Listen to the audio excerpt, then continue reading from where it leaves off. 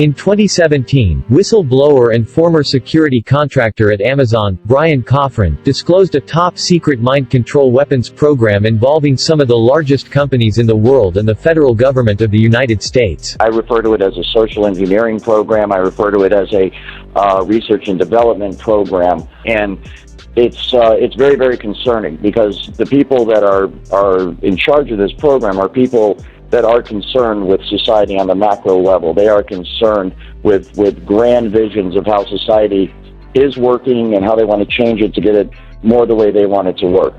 Supercomputer software programming will manipulate the emotions and the behavior and the thoughts of everybody in the United States of America. And it can all be done remotely. It can be done simply by targeting you with the frequency, locking into the resonant frequency of your DNA and your mind, and in that manner completely track and trace and control you 24 hours a day. Dr. Church, the Financial Times had a write-up about an effort in Switzerland called the Blue Brain Project. It goes a little technical, but it says in stimulating neural circuitry, it's involved in the process is an IBM Blue Gene supercomputer feeding data from the studies of real brains to build a virtual brain. Can you expand on that? Sure. We do hope, as we did in the Genome Project, to have an internationally coordinated project. What we're doing in the United States already and will in the brain activity map include computational modeling. But the emphasis will be on measurement and stimulation, which allows you to test the models that are developed in computers. We're going from outer space, detecting dark matter, to inner space, seeing about our brains, using DNA at every step, and most importantly, using citizen science. The next generation of sequencing devices may well be these molecular electronics hybrids, which so-called nanopore sequencing, where we have DNA polymerase that helps couple to ion channels, and you basically convert DNA information into ionic information into computer information. So that's going from DNA to ions, but for the brain, we're interested in the opposite, going from ions to DNA. You can imagine very inexpensive biological cameras, and you could have all the neuronal firings in the brain, which could be encoded into DNA. And we now have molecular nano devices that can do this. They can go from light to DNA, and they can go from ATP, other small molecules of DNA. So ions to DNA, and these are some of the graduate students and postdocs involved in this project. Ions to DNA, we have the ion channels that are going through the spiking, or in some cases the non-spiking behavior that Ted talked and Ed talked about. But here it's influencing the fidelity of the DNA polymerase so that the time series of the calcium, say, turns into a spatial series of changes in the DNA sequence, which you can then read out or compute on. And not just for the RNAs and other molecular identifiers, but what the brain was thinking during activity. This information is then downloaded and stored on a computer in a highly secure, classified site on servers that are guarded by some of the tightest security in the world. This results in the individual's entire day, everything they see, everything they hear, everything they experience,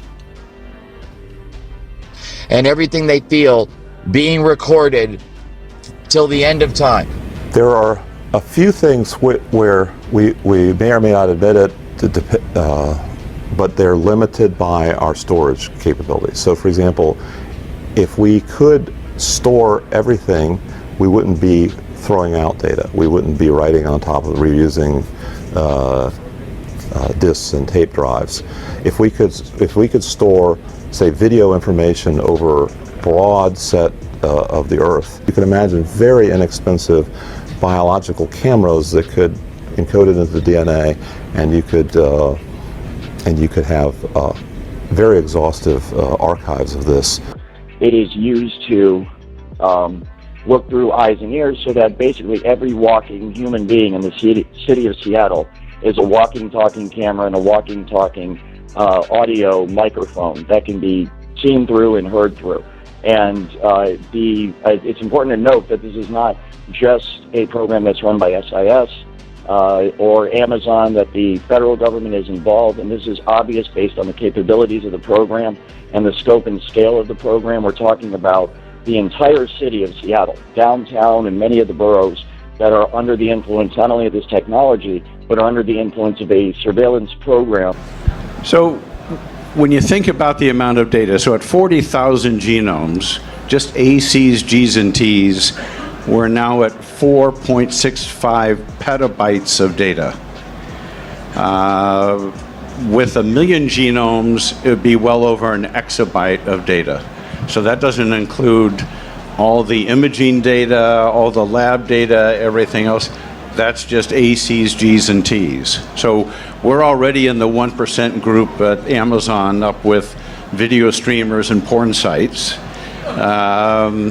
The expansion of computing has to start expanding faster than Moore's Law. So you just need AWS to get even better faster, in effect. Yeah, absolutely. We've, I said once before, we blew a hole in the Amazon cloud. I was assigned to an assignment, a security detail on a IDF facility that stores what is called the servers that the DNA databases are stored on, and working with the at that time people that were directly involved in experimenting on the SIS employees and then also the homeless population of Seattle.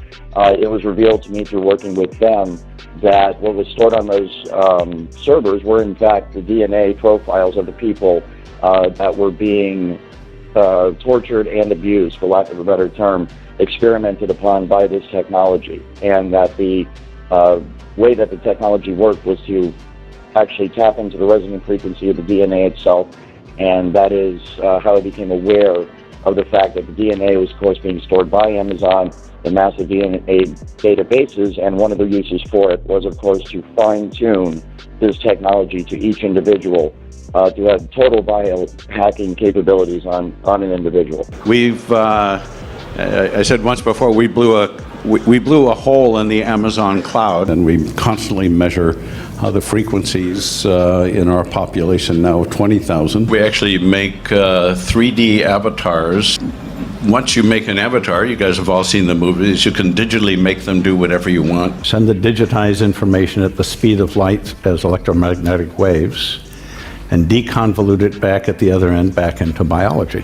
The way it works is a device broadcasts a radio frequency, let's say at an individual, and that radio frequency will hook up with the resonant frequency of the individual's mind or body, or in this case, DNA. And what happens is once the resonant frequency is found in the targeted individual and the broadcast frequency matches up with that resonant frequency, those two frequencies interlock, and they can be thought of as one frequency or one energy. And what happens is between the broadcast frequency and the individual that's receiving the broadcast frequency, once it's resonating, once they are resonating together, a super highway of frequency along which information can be sent is created. And we constantly measure the frequencies in our population now of 20,000. One of the founders of quantum teleportation said, you send a blueprint for a 747, you don't send a 747. And that's what we're doing with life. We're sending the code that codes for life, which is based on 4 chemicals. It doesn't take a whole lot to think about regenerating that from the digital code as we store it. And so you can think of it just like fiber optic cables that you use to send signals over the internet that connect people to the internet. It's the exact same thing, only a wireless application of that.